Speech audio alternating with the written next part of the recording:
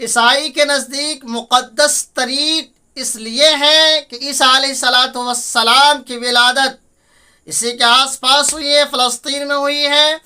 اور مریم علیہ الصلاۃ والسلام بیت المقدس میں پروان چڑھی ہیں، آپ اسی میں رہتی تھیں،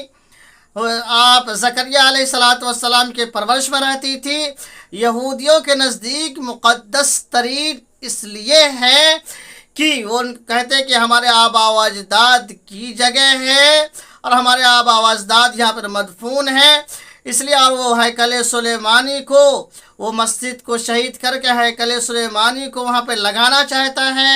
وہاں پہ قائم کرنا چاہتا ہے، اس لیے اس کو مقدس ترین مانتا ہے۔ مسلمانوں کے نزدیک مقدس ترین اس لیے ہے